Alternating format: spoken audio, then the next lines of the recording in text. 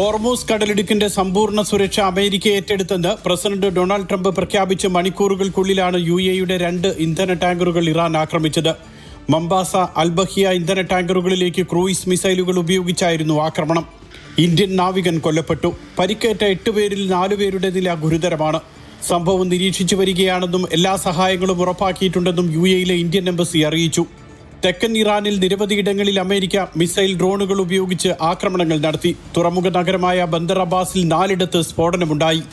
ബഹ്റൈനിലേക്കും കുവൈറ്റിലേക്കും തിരിച്ചടിച്ച Iran ബഹ്റൈനിലെ US സേനയുടെ ആയുധശേഖരവും satellite സംവിധാനവും തകർത്തതായി അവകാശപ്പെട്ടു.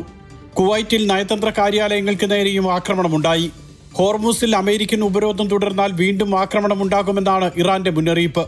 ഇന്ന് രാത്രിയും നാളെയും ഇറാനെ ആക്രമിക്കുമെന്ന് ഡൊണാൾഡ് ട്രംപും വ്യക്തമാക്കിയിട്ടുണ്ട്. ഇറാനെതിരെ ആക്രമണം പുനരാരംഭിച്ചതായി ഡൊണാൾഡ് ട്രംപ് US കോൺഗ്രസിനെ ഔദ്യോഗികമായി അറിയിച്ചു. യമനിലെ സന വിമാനത്താവളത്തിന് നേരെയുണ്ടായ ആക്രമണത്തിന് തിരിച്ചടിയായാണ് ഹൂതികൾ സൗദി അറേബ്യയിലെ അബ്ഹ വിമാനത്താവളം ആക്രമിച്ചത്. ഇതോടെ വിമാന സർവീസുകൾ തടസ്സപ്പെട്ടു.